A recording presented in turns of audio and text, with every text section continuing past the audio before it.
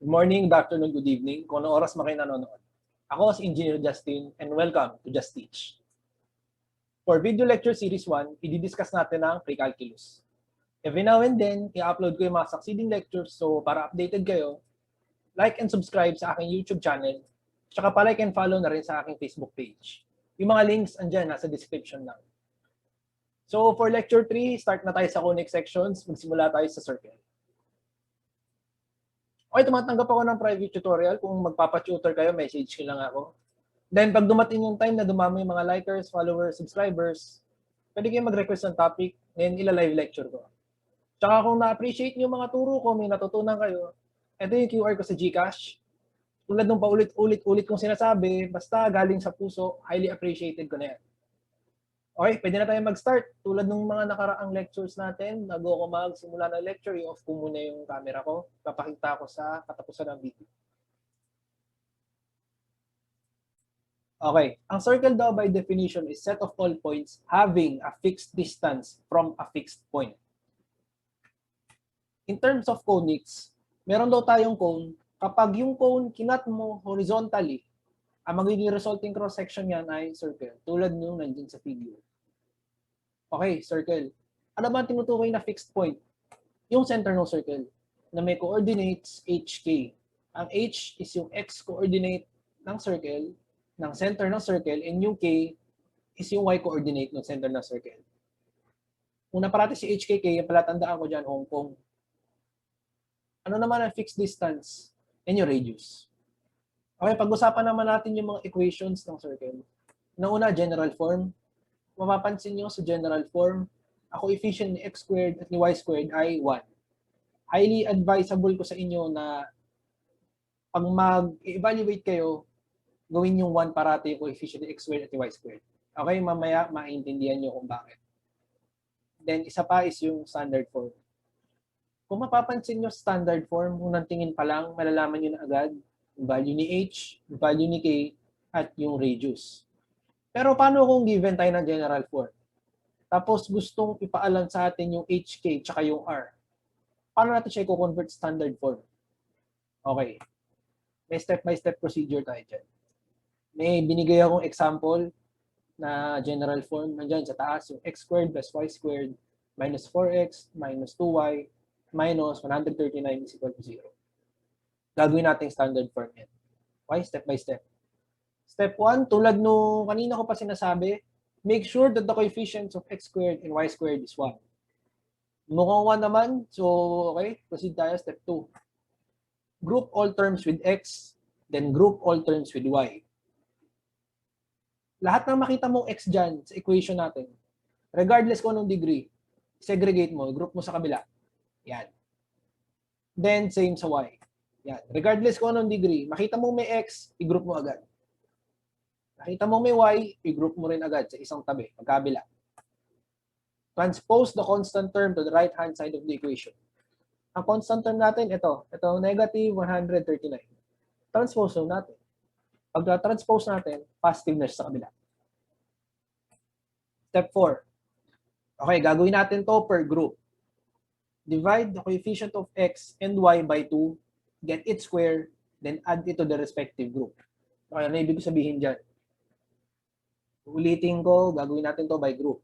X group muna tayo. O coefficient ni x. Ano yung coefficient ni x? Negative 4. Ano sabi? I-divide by 2. Negative 4 divided by 2. Get its square. Kunin daw yung square. Negative 4 over 2 is negative 2.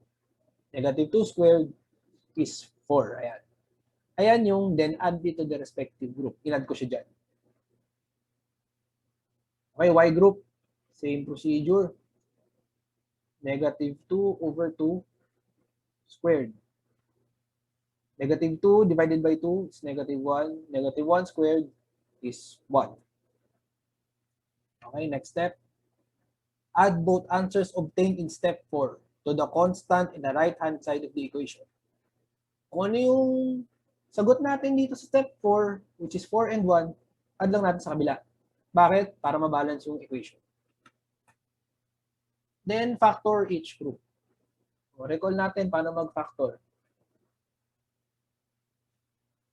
Ito yung dahilan kung bakit ko paulit-ulit sinasabi sa inyo na kailangan nyo ma-satisfy si step 1. Kasi, gagana lang itong gagawin ko kung satisfied si step 1. Okay, mag-isip ka ng dalawang number na kapag minultiply mo, si constant term ang lalabas. Multiply. Then, yung same two numbers na yun, kapag inad mo, yung coefficient ng variable na nasa first degree. Ano-ano yung dalawang number na yun? Negative 2, tsaka negative 2. So, ang factors natin is x minus 2 times x minus 2. Or simply, x minus 2 squared.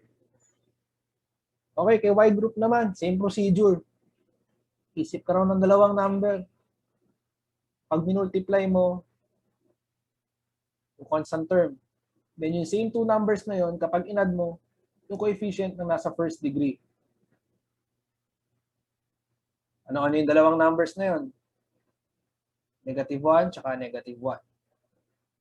So, ang factors is y minus 1 times y minus 1. Or simply, y minus 1 squared. Then, add lang natin to. Ang sum niya is 144. Okay, paano natin makukuha yung standard form? Add lang natin tong factor na to. Add lang natin yung factor natin. Then, add lang natin to.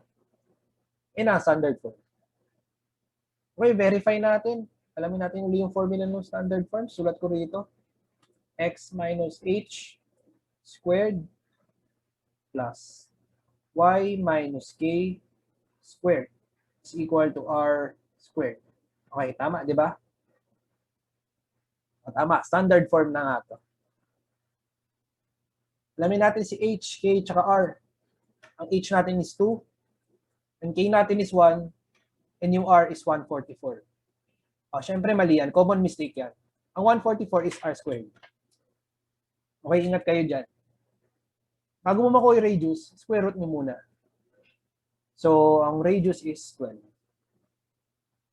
Meron tayong h, k, tsaka radius. Lahat to nakuha ko based doon sa nakuha nating standard form. Given that the coordinates of the center of a certain circle is at negative 2, 9, and its area is 64 square units, determine the general form of the circle. General form ang hinahanap. Okay? Lista natin mga given. Meron tayong HK. Ayan. Then, meron tayong area. Area daw is 64 pi. Para may guide tayo, sulat natin yung equation ni general form. Yan. Sa unang tingin, hindi natin madadirect sub kasi ang given natin si H, si K, tsaka yung area. So, lipat tayo kay standard form. Ayun, kay standard form, merong H. Given tayo ng H. Given tayo ng K.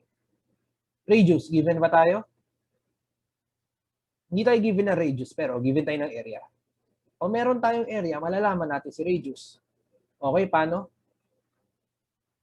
Okay, recall.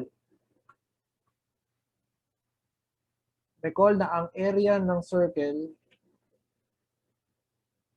is pi r squared. Okay, ano yung area daw natin? Area natin is 64 pi. So, 64 pi is equal to pi r squared. Cancel out pi. 64 is equal to r squared. Square root, square root. Okay. May radius na tayo, which is 8. Okay, given tayo na radius. So, ang diskarte ko rito, ida-direct sub ko siya kay standard form, then from standard form, kaya naman natin siyang convert into general form. Okay, direct sum natin kay standard form. X minus, ano yung H? Negative 2. Squared, huwag nyo kakalimutan yung squared. Plus y minus k, which is 9 squared, is equal to radius. Ito, nakuha natin radius. 8 squared. Simplify natin to. X plus 2 squared plus y minus 9 squared is equal to 8 squared. Ano 8 squared? 64. Meron na tayong standard form. Simplify na natin standard form. Pero hindi naman standard form ang hinahanap eh. General form. So, from standard, papuntang general, paano? Okay. Madali lang yan. Square of a binomial, FOIL mo lang. Square of a binomial, FOIL mo lang din. So, pag finoil natin yan, ang magiging sagot is x squared plus 4x plus 4. Yan yung sa x. Then sa y, y squared minus 18y plus 81 is equal to 64. Then, combine like terms na lang. Tsaka bago pala mag-combine like terms, pansinin nyo kay general form, yung right-hand side ng equation ay 0. So, para masatisfy natin yung general form, transpose natin si 64 sa kabila para maging 0 yung right-hand side ng equation. So, rewrite ko lang ulit. X squared plus 4x plus 4 plus y squared minus 18y plus 81 minus 64 is equal to 0. Okay, combine like terms na lang. Alin ba yung mga like terms dyan? Okay, check nyo alin yung mga like terms dyan. Ay, itong mga constants lang. Itong 4, itong 81, itong negative 64. O yan lang pala. So okay, pwede natin rektahin. General form na natin. So therefore, ang general form is x squared. Okay. Plus y squared. Ito. Plus 4x. Minus 18y. Ito. Then yung constant term. 4 plus 81 minus 64. Sagot is 21. Is equal to 0. Okay, ito na yung general form. Final answer.